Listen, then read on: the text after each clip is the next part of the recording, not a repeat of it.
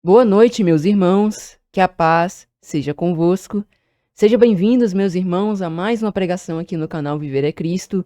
Hoje, meus irmãos, dando continuidade à parte 2, da nossa série Orientações a um Jovem Cristão, as cartas de Paulo dirigidas a Timóteo. Hoje, meus irmãos, com a parte 2, do nosso estudo, prosseguindo ali com o 2 Timóteo capítulo 1, a partir do versículo 10. Hoje, meditaremos aqui no restante do capítulo, abordaremos sobre as questões e também, ali, brevemente, eu também tomei aqui a decisão de os versículos 16 ao 18, fazer meio que um resumo, ali, e refutar, ali um pensamento equivocado, um pensamento ali com base em doutrinas que não são bíblicas, de que talvez Paulo estivesse fazendo intercessão aos mortos, algo que é muito pregado, aí no sistema, na verdade, principalmente no sistema religioso, não nas igrejas protestantes, mas praticamente, ali na Igreja Católica é algo que é muito presente, algo que está ali meio que no meio mesmo, isso está bem presente lá, pedir intercessão aos santos, essas coisas, mas nós, por meio das próprias e sagradas escrituras,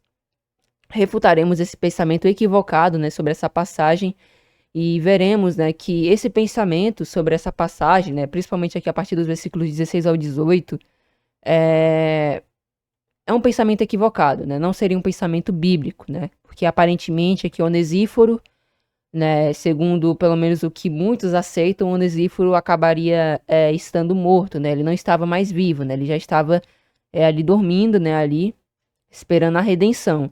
Mas nós meditaremos nesse versículo, veremos mais adiante, por isso desde já, peço aos irmãos, se possível for, por gentileza, os irmãos deixarem o vosso like, deixar o vosso comentário, compartilhar em suas redes sociais, pois dessa forma os irmãos estarão ajudando bastante na divulgação dessa pregação. E como é um tema bem importante, para principalmente refutar algo, que não está com base, nas escrituras, dessa forma os irmãos estarão ajudando bastante, se os irmãos deixarem o like, deixarem seu comentário, isso tende a alcançar, mais pessoas, e aqueles que têm um pensamento equivocado, um entendimento equivocado, aprenderam da forma errada, sobre essa passagem, terão, ali, o entendimento pleno, a respeito disso. Por isso, desde já, meus irmãos, peço esse auxílio aos irmãos para que esse vídeo, possa chegar a mais pessoas e mais pessoas serem edificadas por meio dessa pregação para a honra e a glória do nosso Deus, Então, eu deixo esse pedido, já introdutório. Se os irmãos também não assistiram, recomendo que os irmãos vejam a última pregação, da parte 1 do primeiro capítulo, onde nós abordamos os versículos 1 ao 9, para que os irmãos tenham um entendimento mais pleno, a respeito dessa passagem. E se caso os irmãos não tiverem visto, ou então são novos, no canal, temos aqui na aba playlists, temos aqui a playlist completa com todas as pregações em ordem cronológica, do capítulo 1 até, no caso do capítulo 1 de 1 Timóteo, até o capítulo 1, aqui, nesse momento, e será colocado esse também, aqui para finalização, mas até o capítulo 1 de 2 Timóteo, porque daremos continuidade, Falta 3 capítulos para a gente encerrar essa série, e se assim Deus permitir, estarei divulgando essa apostila para os irmãos, para os irmãos terem acesso, explicando versículo por versículo, somente com algumas exceções, mas explicando ali versículo por versículo, quebrando, os versículos, até mesmo exegese, claro que tudo para a honra, e a glória do nosso Deus. Então, desde já, também, deixo esses avisos, desde que faça essas considerações iniciais. E sem mais demoras, para não demorarmos tanto, para não ficar tão longo, aqui a pregação, esse estudo, vamos aqui, sem mais delongas, dar início ao nosso estudo e veremos, aqui o restante do capítulo, o quão interessante é, Então, nós paramos ali no versículo 10, Foi daqui que é daqui que a gente vai continuar, em diante. E veremos ali até o versículo 18, que é onde acaba encerrando o capítulo 1 de 2 Timóteo. Então, nos diz assim, o versículo 10 de 2 Timóteo, capítulo 1. E que é manifesta agora pela aparição de nosso Salvador Jesus Cristo, o qual aboliu a morte e trouxe à luz a vida e a incorrupção pelo Evangelho. Para somente termos o contexto do que Paulo estava falando, vamos pegar aqui pelo menos alguns versículos antes para a gente ver. Vamos pegar aqui pelo menos alguns versículos antes para a gente ver.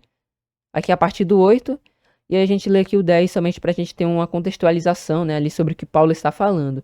Então, 2 Timóteo capítulo 1, do 8 ao 10. Portanto, não te envergonhes do testemunho de nosso Senhor, nem de mim que sou prisioneiro seu. Antes, participa das aflições do Evangelho segundo o poder de Deus, que nos salvou e chamou com uma santa vocação, não segundo as nossas obras, mas segundo o seu próprio propósito e graça que nos foi dada em Cristo Jesus antes dos tempos dos séculos, e que é manifesta agora pela aparição de nosso Salvador Jesus Cristo, o qual aboliu a morte e trouxe à luz a vida e a incorrupção pelo Evangelho. Então, é isso aqui, né? Que esse é o contexto. Paulo está falando ali, né, sobre a questão da salvação, né, ali, da graça que veio, né, por intermédio, né, do nosso Senhor Jesus, quando Cristo, né, também ali ele consumou, né, porque praticamente aqui essa manifestação dessa salvação, ela se inicia a partir do momento em que Cristo ele foi crucificado, que ele pagou o preço pelos nossos pecados. A partir daquele momento em que foi consumado o plano de redenção, Jesus ele trouxe, né, ali a nossa salvação, aboliu a morte na cruz e trouxe, né, ali luz à vida, né? Porque antes o mundo ele só havia trevas, né? Não havia quem pudesse salvar os homens, pois quem pagaria o preço de nossos pecados, de nossas falhas? Quem quitaria, né, ali a nossa dívida que nós tínhamos contra Deus, que é uma dívida impagável, né? Mas pela graça do nosso Deus, né, ele enviou ao Senhor Jesus, né? Ele, ou seja, né, quando dizemos enviou, ele outorgou, né? Ele fez com que se cumprisse, né, não uma pré-existência, mas fez com que Cristo ele nascesse e cumprisse, né, a sua promessa que ele mesmo deu de que levantaria, né, um profeta, assim como Moisés, que colocaria as suas palavras, né, em sua boca. Esse é o Messias, o Salvador, né, que foi profetizado pelos Salmos, os profetas, as Sagradas Escrituras, a respeito, né, de que ele havia de ser crucificado, pagar o preço pelos nossos pecados e por meio dele, né, ali obtermos, né, pelos seus méritos, a vida eterna. Então a gente resumiu até que um pouco aqui, né, esse versículo 10, né, é o que Paulo está falando, mas vamos ver aqui, né, de uma forma um pouco mais, mais didática, né, aqui, né, a gente vai quebrar um pouco ali o versículo em partes e veremos aqui, né, o que esse versículo nos diz. Então, quando Paulo ele fala a respeito da salvação, né, que nós vimos pelo contexto, está se revelando a salvação, né, nós vimos aqui no versículo 9, essa vocação, né, aí a graça, né, a graça e o propósito, né, ali que nos foi dado. Nós explicamos também essa questão dos tempos dos séculos, né, porque Deus ele já tinha em mente, né, pela sua presciência, não que Cristo pré-existisse ou então que Cristo já fosse crucificado, né, ali. Então até mesmo isso já refuta, né, de certa forma, o pensamento de pré-existência, mas era porque Deus ele já tinha em sua presciência enviar o Messias para pagar o preço, né, pelos nossos pecados. O tempo dos séculos pode remeter ao passado, pode remeter também ali ao momento mesmo que Deus ele já tinha, né, em seus planos ali ter um filho, né, ali, né. Deus ele tinha, né, esse plano também. Nós vimos também que ele mesmo ali, né, prometeu, né, ali a Eva, né, que o Messias ele viria e, né, ali esmagaria, né, a cabeça da serpente, portanto, né, pagando o preço ali pelos nossos pecados. Além de outras passagens, né, que nós temos aí várias e várias passagens, né, inúmeras passagens e profecias a respeito ali do Messias, né? Então, essa graça, né, e o propósito eterno mencionados no versículo anterior, eles não permanecem ocultos. Paulo afirma que aquilo que foi determinado antes dos tempos agora se tornou manifesto na história por meio de Jesus Cristo. A salvação planejada na eternidade entrou no tempo. A palavra aparição indica seu nascimento, manifestação concreta, visível, histórica. Não se trata de conceito abstrato, mas do ministério e a obra redentora de Cristo. O plano eterno de Deus se revelou de forma objetiva. Então, é essa questão, né? Quando Cristo completou seu ministério, fez a sua obra, consumou-se ali a graça, né? Ali, que nos foi dada, né? Então, é bem interessante isso, né? Paulo, ele fala que essa graça, ela já nos foi dada, né, antes dos tempos dos séculos. Então já era dos planos de Deus, antes mesmo que o Messias viesse, que o Messias nascesse, ele viesse a existir. Essa graça já havia sido dada, né, àqueles que aceitariam ao Messias, né, aqueles que de bom grado aceitam ao Messias, né? E olha que interessante, ele fala que ela é manifesta agora pela aparição do nosso Salvador Jesus Cristo, o que comprova, né, o nosso entendimento, o nosso pensamento, né, a respeito disso. Por quê? Essa graça já havia sido dada, ela já tinha em plano, só que ela só foi consumada ali quando Cristo Jesus ele se entregou na cruz. Ele foi submisso, né, até a morte, e morte de cruz. Então, olha que interessante, né, meus irmãos, como cada ponto está interligado ao outro, né? Então, vale ressaltar isso, é bem interessante mesmo. Nós vemos aqui que, né, essa própria passagem, né, refuta certas doutrinas, né, para a existência mesmo, né, refutada nesses versículos 9 e 10, que é bem interessante, né? Então, ela nos foi dada agora pela aparição de nosso Salvador Jesus Cristo. Até porque, né, meus irmãos, a salvação também é pela fé, né? Se a gente não crê, a gente não pode ser salvo. Né? Temos que ter a fé. E aqueles que antes tinham, né, a fé no Messias, embora que ele não havia vindo ainda, esses também foram justificados, foram salvos, né? Daniel, por exemplo, ele teve a visão, né, de Jesus, o Filho do Homem. Abraão também, ali através do sacrifício que não foi feito, né, mas através do sacrifício do Cordeiro, viu ele também o Messias naquele momento, né, ali de certa forma ele teve uma visão, embora que Cristo ainda não existisse, ali era somente uma figura do que havia de vir. Então, vemos aqui, né, a obra redentora de Deus, né, ali, o plano, na verdade, né, corrigindo o plano, né, ali, da redenção de Deus sendo consumado, né, através da vida do nosso Senhor Jesus. E quando a passagem diz que Jesus aboliu a morte, não é que nós não passaremos pela morte, porque a morte é dada a todos aqueles que pecaram, né? Como diz, né? A morte é a consequência do pecado, né? Ali. E o pecado, ele gera morte, né? Todos pecaram e todos estão destituídos da glória de Deus, e nós sabemos que o salário do pecado é a morte.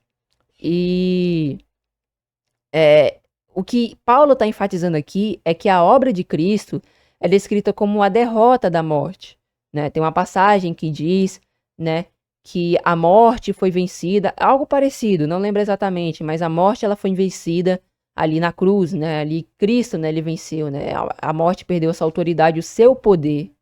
Mas abolir não significa eliminar imediatamente sua existência física, mas quebrar seu poder e autoridade final, até porque o último inimigo a ser destruído é a morte, porque a morte ela também é utilizada como juízo. Até que, por exemplo,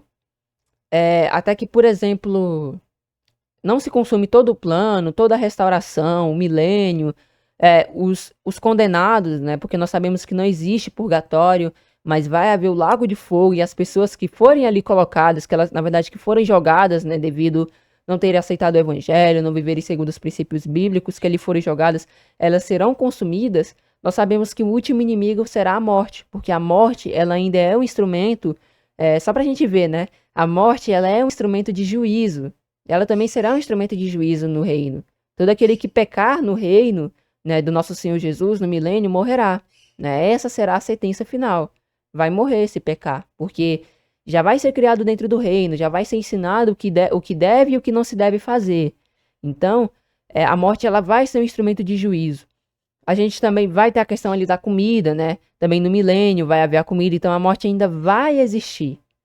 Ela vai existir, mas no fim ela vai ser destruída. Mas o que importa aqui, meus irmãos, não é porque a morte ainda existe, né? Como assim a palavra, muitos pensam, né? Como assim a palavra de Deus diz que Jesus aboliu a morte, mas nós ainda morremos? Como pode isso, né? Abolir aqui não significa exatamente retirar imediatamente, abolir. Todos nós já pecamos, teremos que passar pela morte, né, ali, que é ali a questão. Só que agora, meus irmãos, que Cristo ele pagou o preço pelos nossos pecados, a morte não é mais a sentença final. Por exemplo, muitos aí que não creem em nada, dizem não crer em nada, sabem que, pelo menos para eles, segundo o que eles pensam, sabem que a morte é o fim da linha. Acabou. Eles não sabem o que tem ali depois, eles não sabem o que ocorre depois, eles não sabem o que vai acontecer com eles, e para eles ali é a reta final. Só que em Cristo nós sabemos que não é assim. A morte, ela é um processo. Nós morreremos em nosso corpo mortal, mas ressuscitaremos em corpo glorificado, porque a morte ela não tem a última palavra, né? Agora, pela graça que nós encontramos, podemos encontrar também em Cristo Jesus, podemos, né, ali ser salvos e sermos, né, glorificados, e dessa forma, né, a morte já não terá, né, mais poder sobre nós. Então, praticamente, meus irmãos, de uma forma resumida, o que a gente pode dizer não é que Cristo aboliu a morte, mas que ele venceu a morte. Ou seja, a morte não tem mais autoridade, ela não tem mais a palavra final, né? Deixa eu até pegar um versículo que eu lembrei aqui, que é bem interessante a respeito disso. Aqui, bem interessante, essa passagem é bem interessante. Ó. Olha o que Paulo diz em 1 Coríntios 15, do 55 ao 58. Onde está, ó morte, o teu aguilhão? Onde está, ó, aqui é Sheol, né? Creio que seja Sheol, é o mais correto, né? Que é a sepultura, né? Não é um lugar físico, né? Isso aí já é doutrina helenística, né? Já é algo que vem ali de doutrina grega. Se caso os irmãos ainda têm dúvida, né, a respeito disso, recomendo que os irmãos venham aqui no canal ou acessem a descrição, né? E assistam, né, aqui a série. Se eu não me engano, né, também está na descrição. Mas basta acessar aqui o perfil do canal, né? Que vai estar aqui a série Luz na Escuridão. Que acessando aqui mais um pouco, né? A gente entrando aqui, fala sobre o estado dos mortos e fala aqui também sobre a questão do aniquilacionismo, né? Ali que é a questão do lago de fogo, né? Então, se caso os irmãos têm dúvida, recomendo que os irmãos vejam, assistam esses dois vídeos. Certamente será bem edificante e bem esclarecedor, né? É um estudo longo, né? Tem que se preparar de fato para poder fazer esse estudo, mas certamente é um estudo esclarecedor que responde a muitas dúvidas. Então, desde já deixo a minha recomendação. Mas, novamente, lendo aqui 1 Coríntios 15, do versículo 55 ao 58, vemos: Onde está, ó morte, o teu aguilhão? Onde está, ó inferno, a tua vitória? Ou então, né, melhor ali, Sheol, né? Acredito que tem até versões que apareçam aqui. Ó, aqui de novo, ó, morte, aqui aparece 2 vezes na NVT. Acredito que tem a versão que aparece Sheol. Mas vemos aqui, né? Mais uma vez, morte. Aqui é inferno. Sabemos que não é o mais correto. Então vemos aqui 2 vezes, né, ali a palavra morte, né? Onde está, ó morte, o teu aguilhão? Onde está, ó morte, a tua vitória? Então é esse o sentido. Ora, o aguilhão da morte é o pecado, e a força do pecado é a lei. Mas graças a Deus que nos dá a vitória por nosso Senhor Jesus Cristo. Portanto, meus amados irmãos, sede firmes e constantes, sempre abundantes na obra do Senhor, sabendo que o vosso trabalho não é em vão no Senhor. Então vemos aqui, meus irmãos, a morte ela já não tem mais a palavra final, ela perdeu a sua autoridade em Cristo Jesus.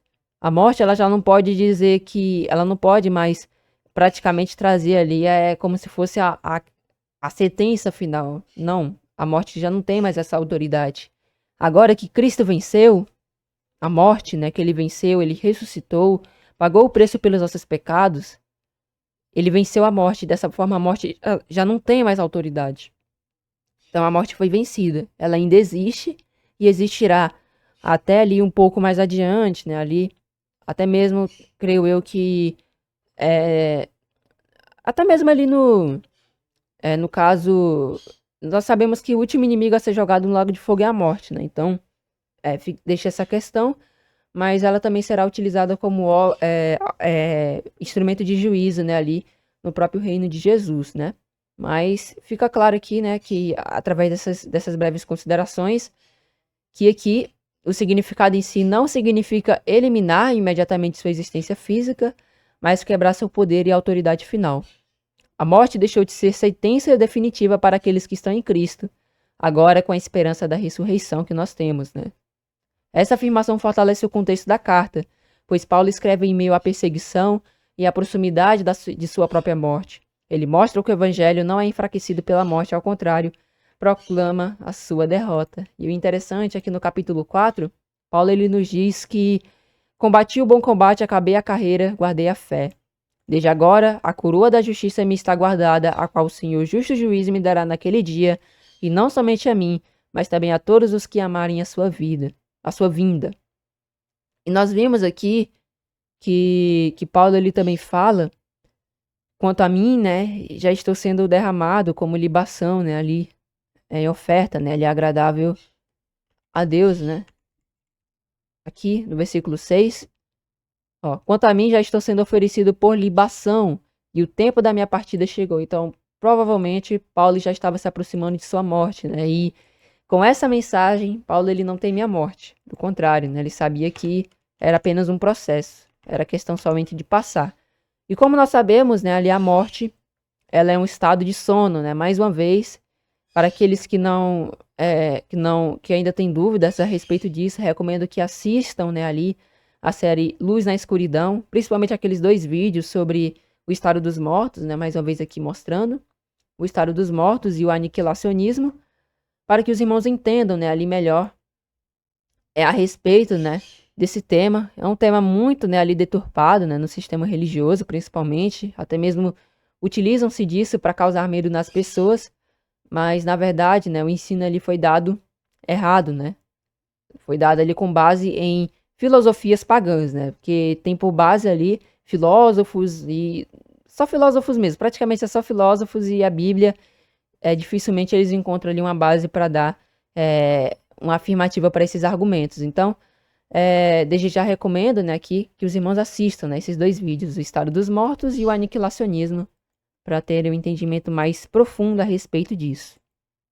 E na parte final do versículo, e trouxe luz à vida e à incorrupção pelo Evangelho. Cristo não apenas removeu o domínio da morte, mas revelou plenamente a vida verdadeira e a incorruptibilidade. A vida aqui não é apenas existência biológica, mas vida eterna, qualidade de vida que procede de Deus. A incorrupção aponta para aquilo que não pode ser destruído ou então deteriorado. Tudo isso é tornado claro pelo Evangelho. O Evangelho é o meio pelo qual essa realidade é anunciada e compreendida. Assim, Paulo liga o sofrimento pelo Evangelho à certeza da vida eterna revelada em Cristo. E agora, meus irmãos, partindo para o versículo 11, vemos o seguinte: para o que fui constituído pregador e apóstolo e doutor dos gentios. Paulo, ele conecta esse versículo diretamente ao Evangelho mencionado anteriormente. Ele não assumiu o ministério por iniciativa próxima, ele não assumiu, né, o ministério por iniciativa própria. Sabemos que Cristo, né, ali o confrontou, e a partir dali, então, né, do que ocorreu com ele espiritualmente, né, ali na vida espiritual, ele ali buscou levar, né? Por isso que ele diz o que foi constituído pregador, né? Então, foi-lhe dado, né, essa autoridade, né? Foi dado-lhe essa missão, né, a Paulo, por meio de Jesus, né? Jesus deu essa missão a ele, né? Até mesmo ali nós vemos, né, na própria conversão de Paulo, em Atos 9, se eu não me engano, né? Nós vemos que Paulo, né, ali ele já é profetizado de certa forma como que seria utilizado, né, ali para levar o evangelho aos gentios, e nós sabemos qual foi a obra que, pela graça e o poder que Deus deu, né, Paulo ali fez, né, levando o evangelho ali pelas regiões e até, né, ali o centro do mundo, né, praticamente ali, naquele momento, né, Roma ali era a principal, né, o principal império, e aí, dali então, né, foi propagado, né, por toda a terra, por todo o mundo. Dessa forma, né, o evangelho foi pregado, né, ali. Inclusive, isso é um sinal do fim dos tempos, né? Jesus disse que no fim, né, também o evangelho ele seria propagado e pregado, né, em testemunho a todos, né, a todas as ações. E isso também, né, teve ali Deus, né, utilizando a Paulo. Teve, né, ali o auxílio de Paulo, né? Paulo levou o evangelho ali por toda a Ásia, né, ali, pelo menos grande parte da Ásia, levou ali por outras regiões, o que fez com que o evangelho se propagasse grandemente, né? Então, ele foi constituído, ou seja, designado por Deus. Isso reforça o caráter soberano do chamado, já apresentado nos versículos anteriores. Seu ministério está enraizado no propósito eterno de Deus e na obra de Cristo. A autoridade de Paulo não nasce de reconhecimento humano, mas de comissão divina. Como pregador, Paulo é proclamador público da mensagem do Evangelho. Ele anuncia aquilo que Cristo realizou, especialmente a vitória sobre a morte e a revelação da vida eterna. Como apóstolo, ele é enviado com autoridade oficial, representante autorizado de Cristo. E nós também somos autoridade oficial, representante autorizado de Cristo. Nos é dada essa autoridade. Jesus mesmo disse que estaria conosco todos os dias, isso em espírito, né, não em presença em si, mas em espírito. E também, né, ele mesmo falou que os seus discípulos fariam obras maiores do que ele já fez. Então, nós temos essa autoridade de pregar o evangelho, né, de irmos com ousadia levar o reino adiante. Então, como apóstolo, né, ele é enviado, né, ou seja, Paulo, com autoridade oficial e representante autorizado de Cristo. O termo apóstolo carrega a ideia de missão e delegação. Não é apenas alguém que ensina, mas alguém investido de autoridade para estabelecer e confirmar a fé nas comunidades cristãs. Então, se eu não me engano, apóstolos tem algo relacionado, né, ali com enviado, né, ali, alguém que foi dado em missão. Se a gente vê aqui, ó, aquele que é mandado em missão. Então, né, tem a questão do grego, né, que acredito que seja apóstolos, alguma coisa assim, que dá, né, que a tradução em si, apóstolos, que são aqueles que foram comissionados, né, a levar o reino, né. Então, praticamente todo aquele que, claro, né, aqui essa ênfase de apóstolo é mais aqueles que também, por exemplo, os 12 apóstolos, eles foram discípulos, né, mas acredito que até mesmo uma pessoa que leva, né, o reino adiante, que leva a mensagem, né, que propaga o evangelho, de certa forma ele é um apóstolo. Mas pelo menos eu, né, eu prefiro não dizer que eu sou um apóstolo, né? É algo ali, eu creio que seja mais dedicado àqueles que foram discípulos de Jesus, né? Nós vemos ali aqueles que viram, né, a Jesus ali desde o princípio. Nós vemos lá em Atos 1, né, os discípulos fazendo ali a questão, né, de quem seria ali o 12º apóstolo, né, em si. Então, praticamente a autoridade ali é a eles, né? É algo preferível, mas todo aquele que leva a mensagem, de certa forma, também é um apóstolo. Não com uma autoridade, pelo menos, dos 12, né? Sabemos que eles mesmos eram os líderes daquela época, né? Que organizavam a igreja, auxiliavam no serviço, né? Mas apóstolo significa aquele que é enviado em missão. Então, também Paulo fala, né, que ele é doutor dos gentios. Ao se identificar como doutor dos gentios, Paulo destaca o alcance universal do evangelho. A graça manifestada em Cristo não está restrita a Israel, mas se estende às nações. Já temos profecias em próprio livros do Antigo Testamento a respeito disso, né? Então, seu ministério entre os gentios cumpre o propósito divino de levar a vida e a incorrupção a todos os povos, né? Tem passagens que dizem, né, quão formosos são os pés, né, quão formosos e bonitos são os pés daqueles que levam, né, as boas novas, né? Ou então, até mesmo ali, a questão das profecias que foram dadas, né, em Cristo, de que ele seria, né, ali luz para os gentios. De certa forma, quando levamos o evangelho, né, aos gentios que ocupam praticamente, eu creio que vamos dizer que 90% de todo o mundo, né, aí 90% de toda a população, né, do mundo é gentil, né? Bem poucos são judeus, acredito que até mais, eu tô dando aqui uma breve estimativa, mas são bem poucos judeus, né, ali, de fato, judeus que existem hoje, né?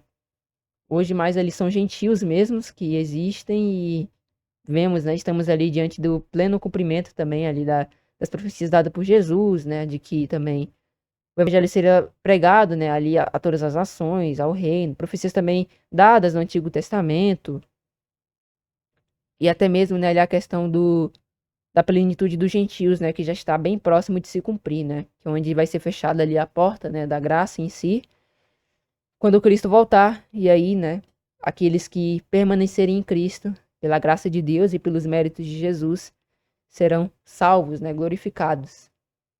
E assim, né, alcançarão redenção. Mas finalizando o versículo 11, vamos agora para o versículo 12.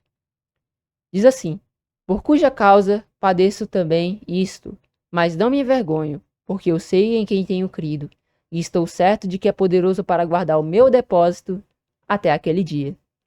Paulo liga diretamente o seu sofrimento ao ministério descrito no versículo anterior. Ele sofre por causa do evangelho e da missão que recebeu. O sofrimento, ele não é sinal de fracasso, mas consequência da fidelidade. E hoje, né, acabam que às vezes banalizam, né, principalmente aí com doutrinas dizendo que se você é abençoado, Deus é contigo, se você não é abençoado, Deus não é com você. Principalmente certas igrejas, né, aí bem famosas, tem, né, essa questão de doutrina com relação à prosperidade, o que não é verdade, não é bíblico isso, né? Porque Paulo, por exemplo, ele foi preso, vivia em prisões. Como é que pode ser verdadeiro isso, né? Isso significa que Deus não era com Paulo? Nós vemos que não, né? Paulo, ele não era rico, Paulo, ele não tinha ali toda a grana do mundo, né? Paulo, ele não era uma pessoa que tinha ali uma boa condição, assim, de fato, de sobreviver, né? De sobreviver, mas nós vemos que pela graça de Deus, né, ali, ele permaneceu, né, ali até cumprir a sua missão. Inclusive, em seus discursos, né, ele mesmo diz que não considera, né, a sua vida com tudo que ele cumpra, né, portanto que ele cumpra, né, ali a missão, né, que lhe foi dada com alegria. E ele mesmo também declara, né, que a graça é o bastante, né? Então, a graça é o bastante para todos nós, né? Nós vemos ali que Deus, a própria, se eu não me engano, né, Jesus, peço perdão se caso não for, né, se eu não me engano, não tenho a plena certeza ainda, mas tem uma passagem que diz, né, ali, a minha graça te basta, né, pois o meu poder se aperfeiçoa na fraqueza, né? Eu não lembro exatamente se é Jesus ou se é Deus ali falando, né? Mas é essa a questão, né? Paulo, ele dependia da graça, né? Era pela graça que ele vivia. Então, lembremos que sofrimento não é sinal de fracasso, mas às vezes até mesmo o sofrimento ele é expresso diante das provas. Por exemplo, Jesus. Jesus, ele também, quando fez ali o jejum, aquilo ali não foi brincadeira, não. Aquilo ali foi um sofrimento, de certa forma, né? Por que foi um sofrimento? Porque passar 40 dias ali sem comer é algo que, nossa, não é brincadeira, né? A pessoa, se alguém que tenta fazer isso, eu acredito que ela não vive, não sobrevive. Ela tem que se alimentar, né, ali. Hoje é algo, pelo menos acredito que devido, né, à fragilidade, hoje devido ao pecado, né, à degeneração que houve, eu acredito que o corpo humano ele não é capaz ali de fazer um jejum de 40 dias, né? Então Jesus ali ele fez, de certa forma aquilo ali foi um sofrimento, né? Ele buscou, ele preferiu sofrer para ser fortalecido em espírito e obedecer a Deus. Mas isso não significa que Deus não era com Jesus, nós sabemos muito bem disso, né? E dentre outros vários pontos, os apóstolos sofreram também, né, ali. E nós também, né, sofreríamos. Se perseguiram os nossos irmãos, quanto mais a nós, né, ali.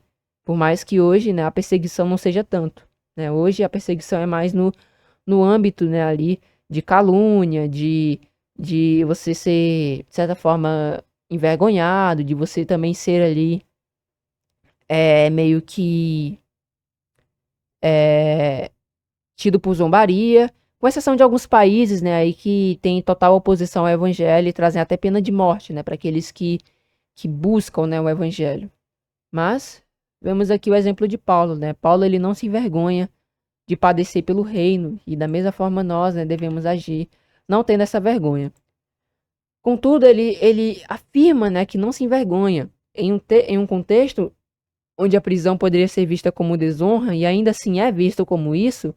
Paulo ele rejeita essa leitura. Para ele, a vergonha estaria em negar a verdade, não em sofrer por ela. Então, praticamente é isso. Negar a verdade é que é uma vergonha, né? De certa forma, ali a vergonha. Jesus ele também dá uma advertência muito forte que aquele que se envergonhar do filho, né? Na sua vinda, ele também se envergonharia dessa pessoa. Então, vergonha é isso, né? É negar a verdade. Mas sofrer pela verdade, pelo reino, não é vergonha. É motivo de alegria, é motivo de contentamento, de felicidade, por mais que sabemos que o sofrimento ele não é bom, o sofrimento ele é algo que é ruim, é algo que é doloroso, mas o sofrimento que procede da fidelidade ao reino de Deus, esse sofrimento tende a produzir bons frutos em nós, além de vida eterna. né, no fim, quando Cristo voltar. Essa declaração prepara Timóteo para não recuar diante da pressão e da perseguição. Paulo não apenas diz, ele não diz apenas, sei no que tenho crido, mas em quem ele tinha essa convicção e era isso que mantinha ele firme de pé. Ele sabia em quem ele estava crendo. Ele sabia que Deus que é fiel, que não descumpre a sua palavra, cumpriria aquilo que prometeu. Nós fizemos, meus irmãos, ultimamente, um estudo, para aqueles que não viram, recomendo ver, que aquele que prometeu, né, ali, e começou, né, a boa obra em nós, a completará. Nós vemos isso, né, com base em Filipenses. Vamos abrir aqui Filipenses, o livro a carta de Filipenses, capítulo 1, versículo 6, e também fizemos com Hebreus 10, 23, se não me engano. Então diz aqui, ó: tendo por certo isto mesmo, que aquele que em vós começou a boa obra, a aperfeiçoará até o dia de Jesus Cristo. E lá em Hebreus, nós vemos também aqui, bem interessante, né? No capítulo 10, no versículo 26, se eu não me engano, ali, ele fala, na verdade não é o 26, é o 23 aqui, ó. Retenhamos firmes a confissão da nossa esperança, porque fiel é o que prometeu, né? No caso aqui, o escritor de Hebreus, né? Não temos certeza se é Paulo. Apenas há indícios, mas o escritor de Hebreus. Mas nós vemos em Filipenses 1, onde Paulo fala a respeito, né, ali, da boa obra que em nós será cumprida, né, completa, aquele que prometeu, né, fiel para cumprir. E com base nesses versículos, nós temos essa base. Por isso que Paulo, ele confiava, né?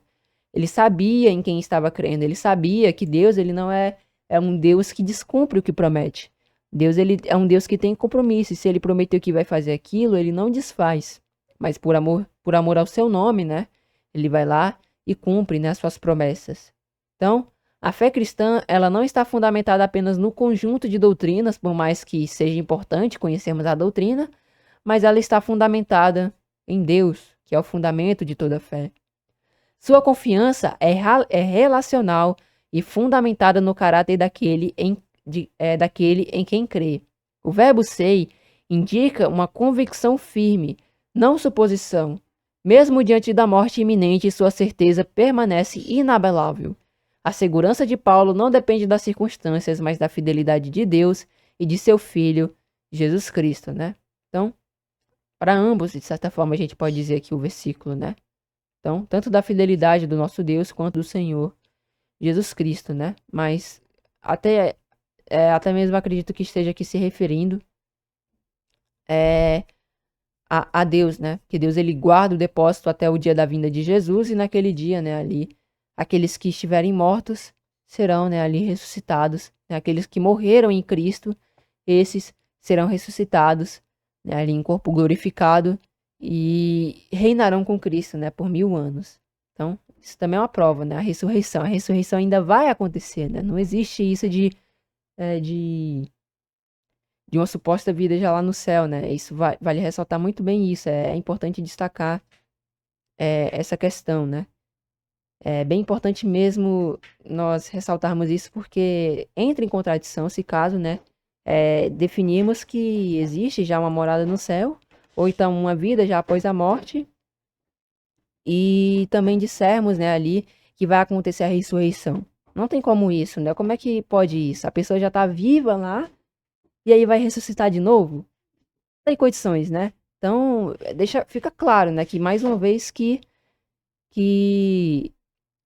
a morte em si, ela é um estado de sono, né? Um estado de inconsciência, né?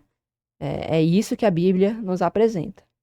Então, agora partindo aqui para a finalização desse versículo, do versículo 12, nós vemos: e estou certo de que é poderoso para guardar o meu depósito até aquele dia. O depósito pode ser entendido como aquilo que aquilo que Paulo confiou, né, a Deus. Ou seja, sua vida, seu ministério e sua esperança eterna. Porque a partir do momento em que nos entregamos, né, ali para o nosso Deus, nós entregamos a vida, entregamos o nosso ministério, buscamos ali fazer também, de certa forma, né, aqueles que é dada essa autoridade, né, o seu ministério, levar o reino. Nós confiamos isso a Deus, né? E Deus, que é fiel, guarda esse depósito, né? Se claro, né, permanecermos fiéis até o fim, porque não adianta, né, se não permanecermos fiéis, ele guardará, né, o nosso depósito até aquele dia, e dessa forma, né, ali, é, nós seremos lembrados, né, porque Deus ele não se esquece de ninguém, de nenhum daqueles que o pertencem, e seremos ressuscitados, né, na vinda do seu Filho. Então, praticamente o depósito aqui pode ser entendido como isso, né? Sua vida, seu ministério e a sua esperança eterna. Ele afirma que Deus é poderoso para guardar, ou seja, preservar de forma segura até aquele dia. A expressão que aponta para o dia do juízo, a vinda de Jesus Cristo. A perspectiva escatológica, ou seja, do tempo dos fins, sustenta na sua perseverança. Paulo vive à luz da eternidade, por isso seu sofrimento presente não abala sua confiança. Então, quando vivemos, meus irmãos, com o capacete da salvação, né? Já fizemos estudos sobre isso. Quando vivemos com o capacete da salvação, nós vivemos à luz da eternidade. E ao vivermos, né, ali, à luz da eternidade, praticamente, né, a gente não teme, a gente se dedica ao reino, batalha pela fé e perseveramos, né, ali na sã doutrina, né, no reino em si, no evangelho, né, ali que nos foi confiado. Então, sempre tendo em mente, né, e por isso nós somos fortalecidos, por isso que o capacete, por isso que é um capacete, né, a salvação. Por isso que a salvação é como se fosse um capacete, porque ela protege a mente, né? Ela nos dá ânimo, não nos faz desistir e se encontra, né, ali no âmbito mental, porque sabemos que quando estamos em Cristo, aí somos salvos. Claro, mais uma vez, quando estamos em Cristo. Se não permanecemos em Cristo, ou seja, obedecemos aos mandamentos, buscamos aprender mais e mais da palavra, vivermos em santidade, nós não estamos em Cristo e dessa forma não somos salvos. Mas quando estamos em Cristo, aí sim, nós podemos declarar com certeza que nenhuma condenação há para nós, né? Porque aqueles que estão em Cristo Jesus, como disse, se eu não me engano, Romanos 8, né? Nenhuma condenação há para aqueles que estão em Cristo Jesus, né? Então, tenhamos essa convicção e essa certeza, assim como Paulo. Partindo agora, meus irmãos, para o versículo 13, nós vemos: conserva o modelo das sãs palavras que de mim tens ouvido, na fé e no amor que há em Cristo Jesus. Paulo exorta Timóteo a guardar o modelo, isto é, o padrão, a forma correta do ensino apostólico. Não se trata apenas de memorizar palavras, mas de preservar a estrutura fiel da doutrina recebida. Sãs palavras aponta para o ensino saudável que produz vida espiritual e estabilidade. O evangelho não deve ser alterado, adaptado ou suavizado conforme pressões externas. Ele deve ser mantido em sua forma íntegra, né? Algo que, e principalmente, meus irmãos, essa palavra, essa mensagem, ela é muito atual. Olha, ela é muito atual. Por quê? Eu vou dar um exemplo meu, né? É claro que isso já era quando eu já ainda pertencia, né, ao mundo, né? Quando eu pertencia ao mundo, né, não era convertido, praticamente meio que eu adaptava os meus conceitos, né, o que eu sabia. E meio que para me adaptar, por exemplo, na escola, a certas amizades, eu meio que começava a fazer práticas que eu também já achava reprovável antes, né? Que eu já sabia que não era tão certo, que não era certo, na verdade, né? Então, essa palavra, ela é bem interessante, porque hoje o mundo, ele tenta tragar os jovens, né? O mundo tenta nos tragar, isso é algo bem relevante e bem importante de se ressaltar, né? O mundo, ele tenta tragar aos jovens. E aí, às vezes, né, os jovens, eles ficam nessa, né? Às vezes eles veem os seus amigos fazendo tal atitude, sabendo que é reprovável, aí não, talvez seja isso, aquilo, ou seja, meio que adapta. Mas nós não fomos chamados a fazer isso. Devemos conservar o modelo das sãs palavras, né? Graças a Deus, né? Em minha vida tem se cumprido essa palavra, por mais que às vezes haja falhas, né? Mas graças a Deus, né, isso tem se cumprido tanto em minha vida, e se nós de fato buscarmos fazer isso, também será cumprido em nós, né? Que não cederemos às pressões do mundo, mas conservaremos de forma plena as sãs palavras que nós temos ouvido, né, ali, através das pregações, através da propagação do reino, de todas as formas. Então, que venhamos, né, a conservar o modelo das sãs palavras, na fé e no amor que há em Cristo Jesus. Então, Paulo dá essa exortação, né, a Timóteo, e guardar o modelo, né, ali das Sãs Palavras significa, né, ali a forma, guardar, né, o padrão, a forma correta ali do ensino apostólico. Não se trata apenas de memorizar palavras, mas de preservar a estrutura fiel da doutrina recebida. Ou seja, se eu sei que roubar é errado, eu não vou ali dizer não, que isso é aquilo, que talvez isso aqui não seja errado. Não. Roubar é pecado e é pecado. Acabou. A gente não vai adaptar. Se eu sei que transgredir o sábado é pecado, transgredir o sábado é pecado e acabou. Não, sem mais nem menos, né? Então, é esse o ensino, que não venhamos adaptar, né, ali conforme as pressões externas, mas que guardemos, né, ali o modelo das sãs palavras. Né? Nós já vimos essa parte, então, que não cedamos, né, ali as pressões, né, ali externas, as pressões do mundo, mas que guardemos ali, né, o evangelho em si, em sua forma íntegra. Timóteo, né, ele não recebeu também uma mensagem indireta ou de segunda mão. Ele ouviu diretamente de Paulo, conforme ele diz, né, que de mim tem ouvido. Que por sua vez foi constituído pregador e apóstolo do evangelho, né, ou seja, Paulo. A responsabilidade de Timóteo é preservar e transmitir aquilo que recebeu, não criar algo novo. O ministério pastoral envolve fidelidade ao ensino revelado. E a conservação da verdade não deve ser fria ou meramente intelectual. Ela deve ser mantida na fé e no amor. A fé aponta para a confiança viva em Deus. O amor refere-se à disposição correta do coração. Ambos estão em Cristo Jesus, indicando que a fidelidade doutrinária está inseparavelmente ligada à união com Ele. Doutrina correta, né, sem fé e amor, se torna rígida. Fé e amor sem verdade se tornam vazios. Paulo une os dois elementos como inseparáveis. Então a orientação é essa, né? Que venhamos aqui, apesar das falhas, apesar dos erros, às vezes falhamos, às vezes pecamos, eu mesmo também falho, né?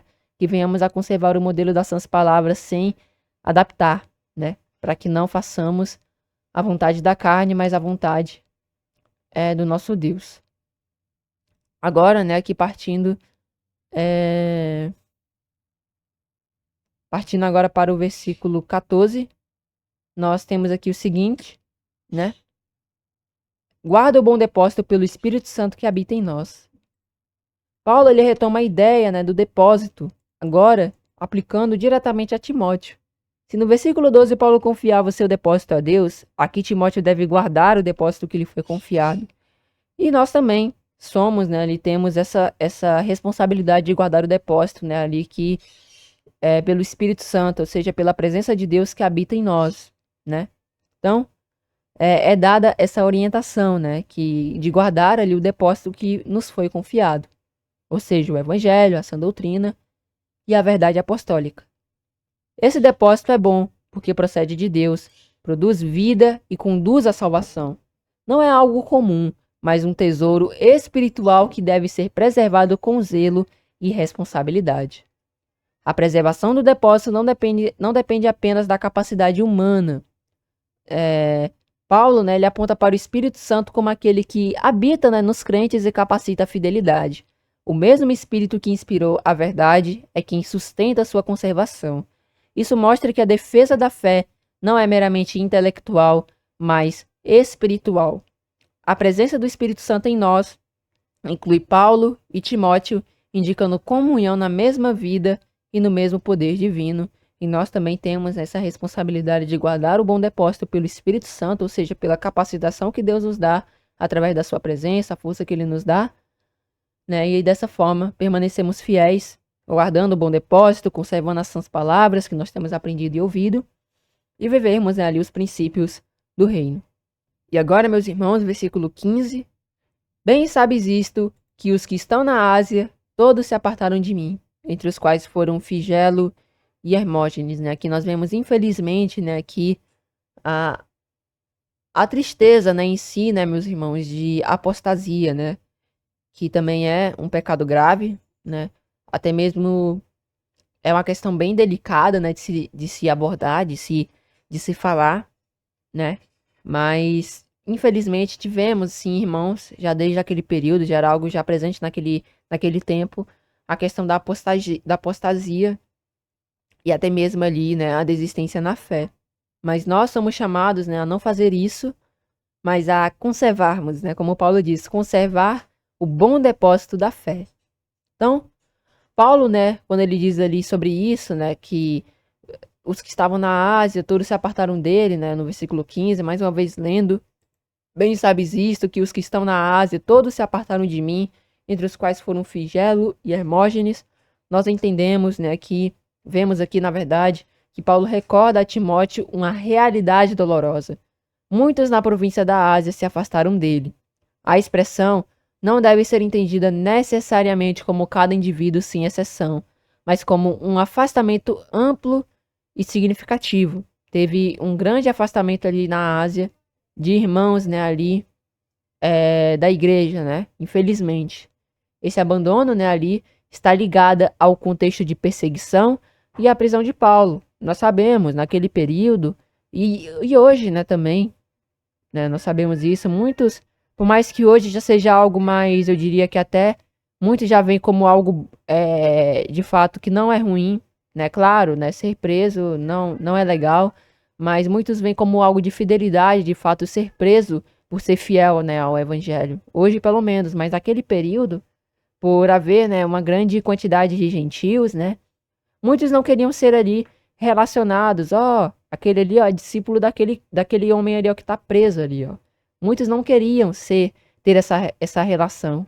E por Paulo estar preso, né, acaba que muitos se envergonhavam. Nós vemos mais no início, no versículo 8, né, que Paulo, né, ele chama para não nos envergonharmos, né, ali dele também, ó. Nem de mim que sou prisioneiro seu. Então, muitos provavelmente se afastavam de Paulo, né, devido a essa questão do do dele ser preso, né, dele ser ali um prisioneiro de Cristo, né, infelizmente. Então, esse abandono está ligado ao contexto da perseguição e à prisão de Paulo. Quando o apóstolo, né, foi preso, muitos preferiram distanciar-se para não serem associados a ele. O afastamento revela, né, o medo ou então vergonha. Aqueles que antes cooperavam agora se retraem. Isso serve como alerta implícito a Timóteo e a nós. Não sigamos o mesmo caminho. Permanecer firme pode significar caminhar quase sozinho. É algo que, nesse presente período, é doloroso, né? Posso dar um testemunho também meu, né, a respeito disso. Acaba que, às vezes, por a gente não compactuar, por exemplo, na escola, às vezes a gente não compactua tanto, na verdade, não compactua, né, com certas brincadeiras, certas atitudes, certa maneira de falar, ou então certas coisas a se abordar, e meio que a gente fica meio apartado, né? Infelizmente, né? A gente meio que, por não querer compactuar com aquilo, ou com certas brincadeiras, a gente meio que já fica mais reservado. Eu, pelo menos, sou assim, né? Mas é o sofrimento que é proposto, né? Ali pelo reino, né? Cabe a nós, né? A gente escolher, né? A escolha certa é permanecer firme e conservar, né? A sã palavra, né? Ou seja, a sã doutrina. Não podemos adaptar, né, ali as palavras do reino. Isso não significa nos apartarmos, né, das pessoas, nos afastarmos das pessoas, mas permanecer fiel pode significar caminhar quase sozinho, porque sempre vai haver essa divisão. Por exemplo, se nós colocarmos uma pessoa no mundo e uma pessoa cristã, talvez aquela pessoa que é do mundo, ela vai tentar levar para o lado do ganho, da malícia, mas o cristão ele já não se sente bem com isso. Por isso que a tendência é ele se afastar, né? Às vezes ele vai se afastando. A própria palavra de Deus também diz que as más companhias corrompem os bons costumes. Então, às vezes pode significar caminhar quase sozinho, às vezes por pessoas desistirem, ou então mesmo por causa de nós apartarmos, né, nos apartarmos do pecado em si, né? Aí a gente acaba enfrentando isso, né? Mas partindo agora para a finalização do versículo 15, Paulo cita, né, ali duas pessoas, Figelo e Hermógenes, e ao citar nomes específicos, Paulo torna um exemplo concreto. Não são figuras anônimas, mas pessoas conhecidas por Timóteo. A menção não é mero desabafo, mas registro histórico e advertência. Esses homens representam o tipo de atitude que ele não desejava ver, né, ali repetida, que ele não deseja ver repetida. O contraste com os outros que permaneceram fiéis, mencionado nos versículos seguintes, mostrará que o abandono não é inevitável, mas resultado de escolhas, né? Então, o abandono, ele não é inevitável, não é possível, não é, no caso, né, essa passagem nos mostra que o abandono não é inevitável, né? Ou seja, não significa que eu não possa evitar o abandono, né? Na verdade, perdão, né? Vamos ler aqui mais uma vez. O contraste com outros, né, que permaneceram fiéis, mencionado nos versículos seguintes, mostrará que o abandono ele não é inevitável, né? Então, acaba que às vezes, nem sempre é, o abandono ele vai ser possível ser evitado, ou então não significa que eu não vou conseguir evitar ele, né? Mas a questão do abandono vai depender ali das escolhas, daqueles que escolhem permanecer fiéis e daqueles que escolhem, né, infelizmente, ali se apartar, né? Às vezes deixam-se levar pelo mundo e desistem, né, da fé. E vários outros exemplos, né? Tem Mineu e Fileto, tem Alexandre também, que é citado nessa epístola de Timóteo, se não me engano. E nós vemos, né, ali a clara questão de pessoas que deixaram a fé, mas é importante que nós nos mantenhamos fiéis. Amém, meus irmãos? E agora, partindo aqui para a última parte do nosso estudo, né, e após a conclusão, nós veremos aqui sobre os versículos 16 ao 18, né, em conjunto, não quebrarei. Acredito que por Paulo acabar abordando aqui sobre a questão daqueles que permaneceram fiéis, exemplo de fé, né, ali, até mesmo alguns aconselhamentos, algumas exortações também. Refutaremos também, né, ali aquele pensamento equivocado, né, de que Onesíforo, Paulo talvez estivesse intercedendo, né, pelos mortos, ou seja, fazendo oração por alguém que estava morto, né. Nós explicaremos isso e veremos aqui que não tem base bíblica para isso, tá bom? Então, diz assim os versículos 16 ao 18 de 2 Timóteo capítulo 1. O Senhor conceda misericórdia à casa de Onesíforo, porque muitas vezes me recriou e nada se envergonhou das minhas cadeias. Antes, vindo ele a Roma, com muito cuidado me procurou e me achou. O Senhor lhe conceda que naquele dia ache misericórdia diante do Senhor, e quanto, né, me ajudou em Éfeso, melhor o sabes tu. Nesse trecho, Paulo menciona Onesíforo como alguém que demonstrou fidelidade concreta em meio à prisão.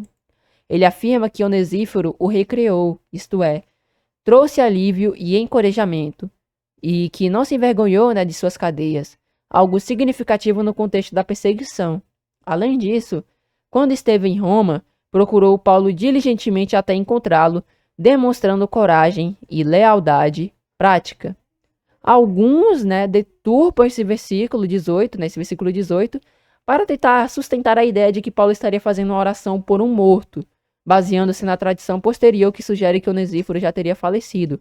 Mas, meus irmãos, lembremos, isso é tradição, não é bíblico. A palavra de Deus não diz que ele estava morto, apenas há uma tendência a se pensar que ele estava morto, né? Se eu não me engano, no capítulo 4:3 que Paulo ele vai falar ali dele, né? Ali, a saudação aqui à casa de Onesíforo, né? Ele fala aqui no versículo, capítulo 4, no versículo Onesíforo, no versículo 19, ó, saúda a Prisca e a Áquila e a casa de Onesíforo. Então, alguns dizem por ele citar só a casa de Onesíforo, talvez ele estivesse morto. Segundo a tradição, eles dizem isso, mas, lembrando, isso não é base. Não significa que Onesíforo estava morto. Não temos como confirmar com plena certeza, tá? É mais uma questão ali de, talvez, palavras, ou então ali, um entendimento. Mas nós veremos aqui que Paulo ele não estava fazendo oração por um morto, e além disso também não temos a confirmação de que Onesíforo estava morto. Não temos essa certeza, né? Então, vale ressaltar primeiramente esses dois pontos, ó. Mas, fazendo uma breve pesquisa, Onesíforo de 2 Timóteo estava morto? Aí, né, segundo, né, esse site aqui, né, aqui católico, né, é a base que tem aqui. Segundo, né, ali, segundo ele, diz que tudo indica que Onesíforo morreu, ó. Aí fala que Paulo ora por ele, né? É o que eles dizem, isso é o que diz a tradição católica.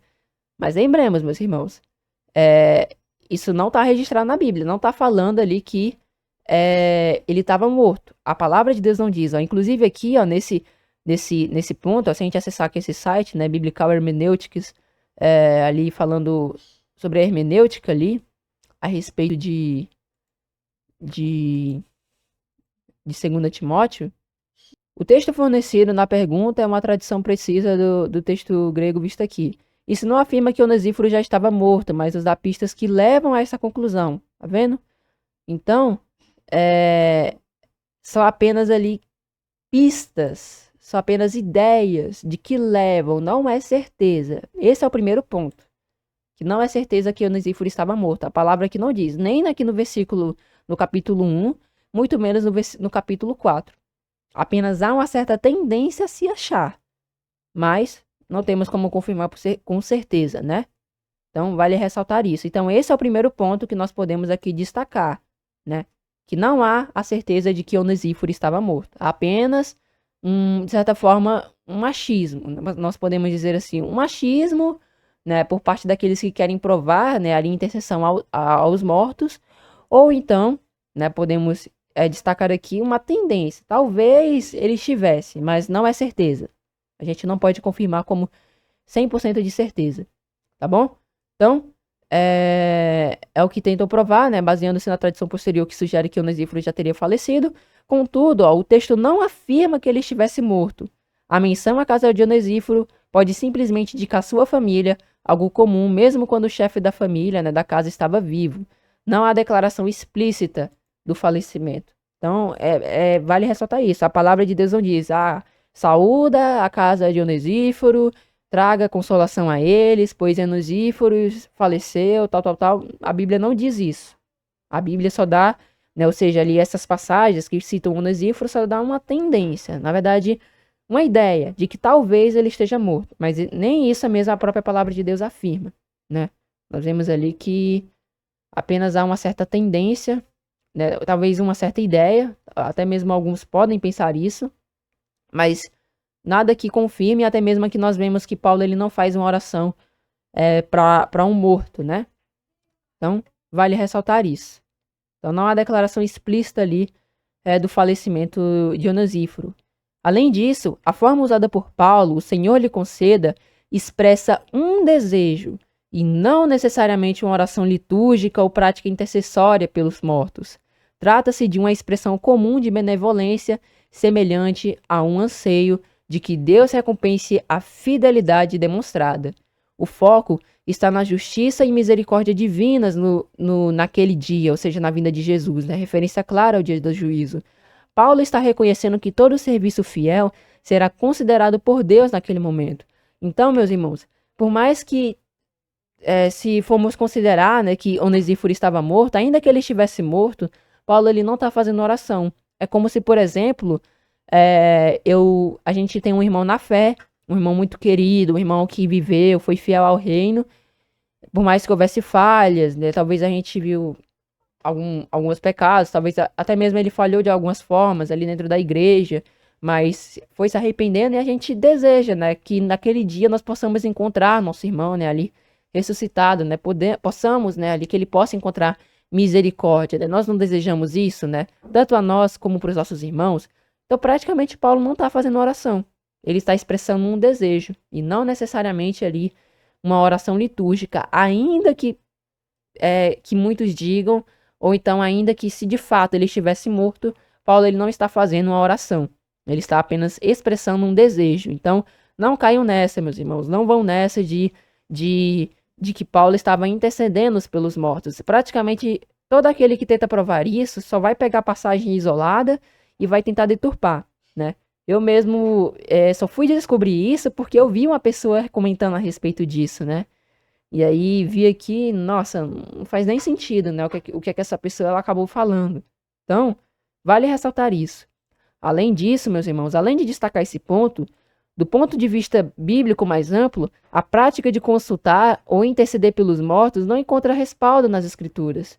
Tem uma alta chance, meus irmãos, de sermos respondido por demônios, se caso tentarmos orar pelos mortos.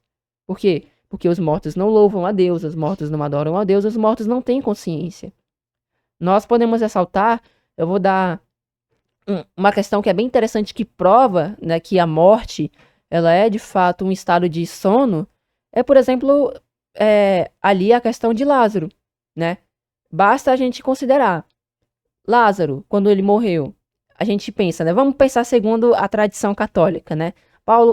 Lázaro, quando morreu, ele foi para o inferno ou ele foi para o céu, né? Porque muitos dizem que tem essa questão de morada no céu, algo que nós sabemos que também não é bíblico, né? Por isso eu, inclusive, recomendo que os irmãos vejam, né, a série Luz na Escuridão, que vai explicar tudo isso, né? Tanto essa questão, mostrando que essa questão de inferno e morar no céu, né, são coisas gregas, doutrinas gregas que foram implementadas, a própria palavra de Deus não dá base para isso, mas voltando, né, ali a questão, né, vamos pensar ali sobre Lázaro, né? Se nós pensarmos sobre Lázaro, né, quando ele morreu, onde ele estaria, muitos nós pensaríamos, né, se caso nos perguntassem, Lázaro quando morreu, ele foi para o céu ou ele foi para o inferno?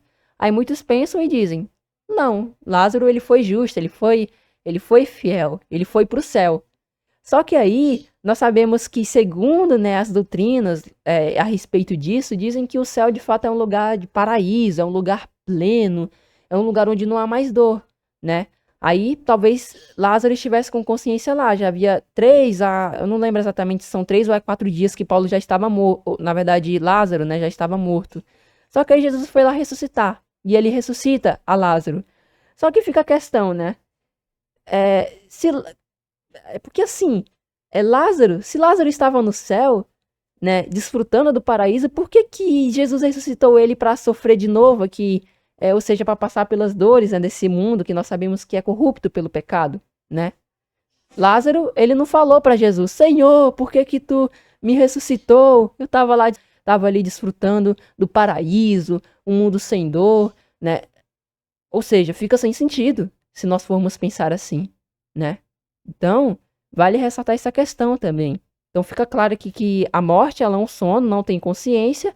Paulo, ele não estava orando pelos mortos, apenas estava expressando um desejo. E também não há a certeza de que Onesíforo estava morto, tá? Então, vale ressaltar isso, né? É bem interessante porque muitos acabam caindo nisso, então não tem esse entendimento. E é interessante que a gente destaque muito bem isso, né? Para que possamos entender de forma plena, né? Então, desde já, meus irmãos, eu peço mais uma vez, se os irmãos puderem, né, deixar o like, o comentário, compartilhar em suas redes sociais, para que esse estudo possa alcançar, né, mais pessoas.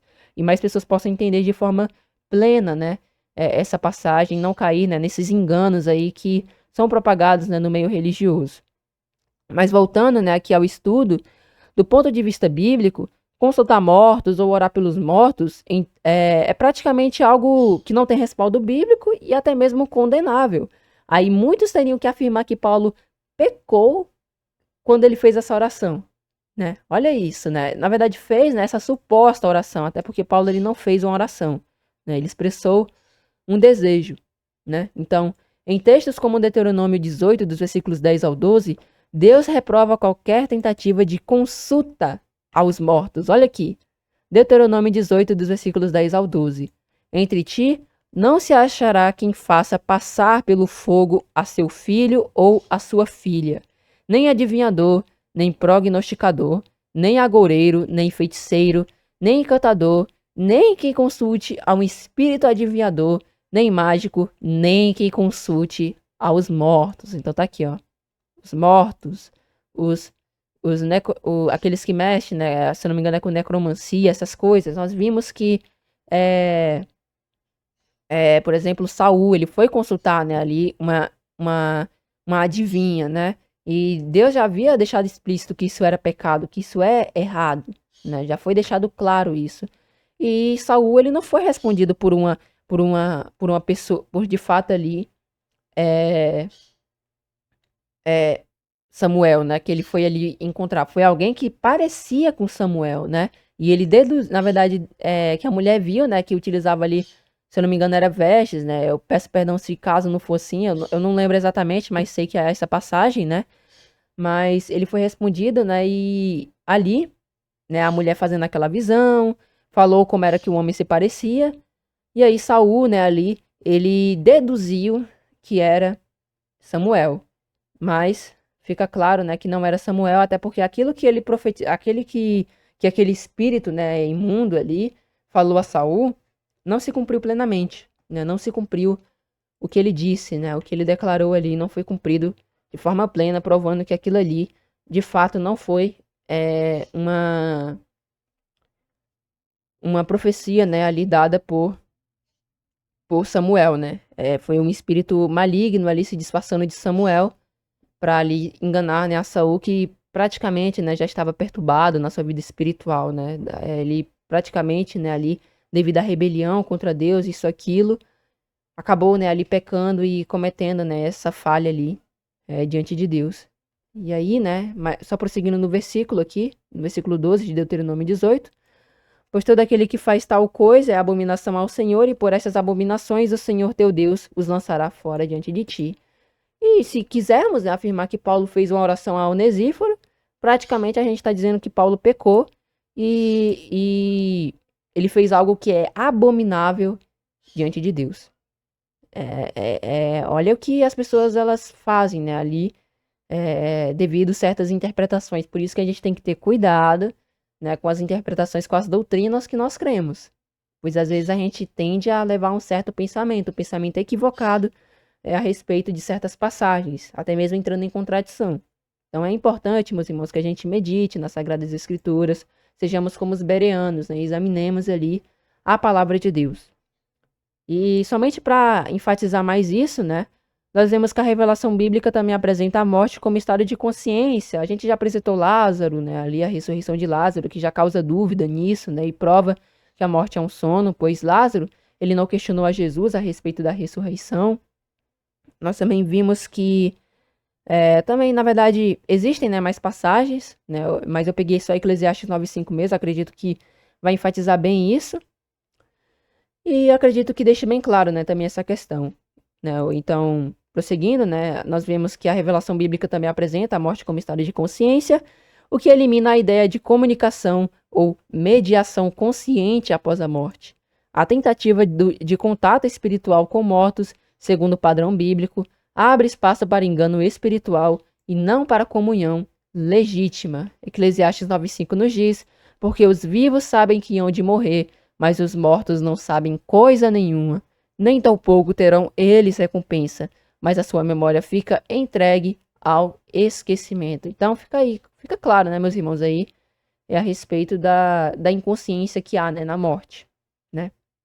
A morte, ela é um estado de tipo de sono, né, em que a pessoa ela dorme. Quando dormirmos, nós não sentimos o tempo passar, né? Na verdade, a gente tem até uma certa tendência a sentir, de certa forma, que o tempo passou. Mas meio que a gente não está ali consciente naquele momento, a gente está inconsciente. A morte é mais ou menos isso. E é como se fosse um piscar e abrir de olhos, né? Ou seja, um fechar e abrir de olhos, né? Um piscar ali dos olhos. A pessoa ela fechou os olhos e já ressuscita ou na salvação, se caso ela morrer antes do Senhor Jesus voltar, ou então, né, ali no julgamento, né, do trono branco para ser julgada, né, ali e ou ser condenada ou ser, né, ali absolvida.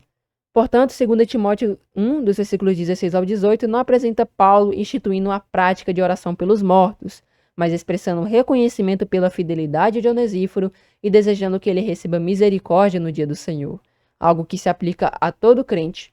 O texto destaca lealdade, coragem e recompensa futura, não uma doutrina de intercessão pós-morte. Então, fica claro aqui, né, meus irmãos, que primeiro, não temos a certeza de que Onesíforo estava morto. Segundo, Paulo não estava fazendo oração, mas ele estava expressando um desejo dele, né, ali, em relação a Onesíforo. Terceiro, vimos com alguns exemplos que a morte ela é um estado de sono, inclusive para aqueles que quiserem se aprofundar mais, recomendo que assistam mais uma vez aqui a recomendação, né, de que assistam a série Luz na Escuridão, onde encontrarão um ensino mais aprofundado a respeito do estado dos mortos, né, ali, se eu não me engano, o segundo vídeo, né, da apostila, na verdade, da playlist, né? O segundo vídeo vai falar sobre o estado dos mortos, o que aprofunda mais ainda. E, né, quarto ponto, nós vemos ali que consultar aos mortos é pecado, e se aceitamos, né, que Paulo ele intercedeu por Onesíforo, praticamente ele cometeu pecado e fez algo que é abominável aos olhos de Deus. Então, espero que tenha ficado claro, né, esse ponto, né, aqui, espero que os irmãos tenham entendido que esse pensamento não é bíblico, né, espero que os irmãos tenham compreendido. Eu acredito que por meio desse trecho nós refutamos, né, aí, né, pela graça e misericórdia de Deus, né, esse pensamento, ficando de forma clara aqui que Paulo ele não estava intercedendo pelos mortos, né.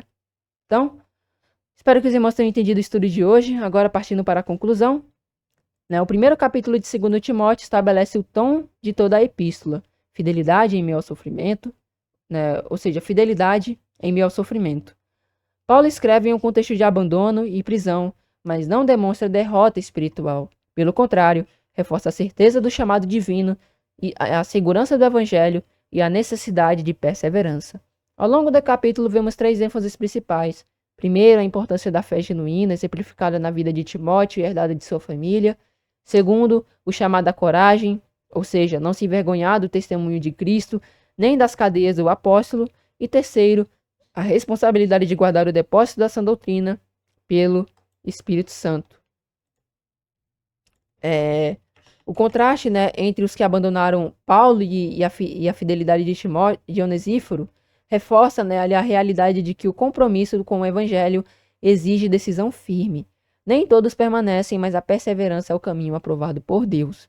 Assim, 2 Timóteo não é apenas ali uma introdução pessoal, mas uma convocação clara à firmeza doutrinária, coragem diante da perseguição e confiança na justiça e misericórdia de Deus no dia final. Amém, meus irmãos? Então, aqui finalizamos o nosso estudo. Espero que pela graça e misericórdia do nosso Deus os irmãos tenham entendido, né, esse estudo, que os irmãos tenham sido edificados para a honra e a glória do Senhor, né? Espero que os irmãos tenham entendido, que os irmãos tenham entendido também os versículos 16 ao 18, onde Paulo não está fazendo a intercessão. Nós abordamos também pontos bem interessantes aqui, né? Até mesmo comparações ali. Espero que os irmãos tenham compreendido, né? E tenham sido edificados e fortalecidos para a honra e a glória, né, do nosso Deus. Desde já mais uma vez, né, peço aos irmãos, se os irmãos puderem deixar o like, o comentário, compartilhar essa pregação em suas redes sociais. Tudo isso estará colaborando muito com a divulgação dessa pregação e logo mais pessoas, né, tendem a ser alcançadas pelo reino e entenderem, né, de forma profunda e não serem enganadas, né, por certos pensamentos do sistema religioso, né, aí até mesmo através da obra que o inimigo, né, aí tem feito, né, de causar distorção, de causar confusão, né, acaba que houve, né, essa infiltração em si e doutrinas, né, erradas entraram dentro da igreja, mas nós, né, aqui pela misericórdia de Deus, né, estamos aí, né, batalhando para que as pessoas possam acordar, né? Claro que é o Espírito Santo que convence, mas, né, pela força que Deus nos dá, né, estamos buscando, né, nós devemos buscar preservar, né, a doutrina pura, né, as sãs palavras, praticar, né, que é o mais importante, e divulgar, né, isso para que mais pessoas possam acordar, né, para a verdade em si. Se os irmãos assistiram, eu recomendo que vejam, né, o último vídeo, a última pregação, onde nós abordamos a parte 1, para que os irmãos entendam plenamente, né, de forma mais plena, né, esse capítulo, embora que não tem como esgotar, né, o intuito não é esgotar o assunto, tem muita coisa a se abordar sobre esse capítulo, mas espero que até aqui os irmãos tenham entendido, né, aqui esse estudo, né, que os irmãos tenham entendido esse capítulo. Então, meus irmãos, agradeço a cada um que veio aqui ouvir essa breve meditação, que Deus assim nos conceda uma ótima semana, uma ótima noite de sono, que Ele possa acampar os seus anjos, né, ao nosso redor, para que nenhum mal sobrevenha a nós, e que tenhamos, né, uma semana abençoada em sua presença. Então, desde já despeço, né, aos irmãos, com a paz seja convosco. Até a próxima, se assim Deus nos permitir.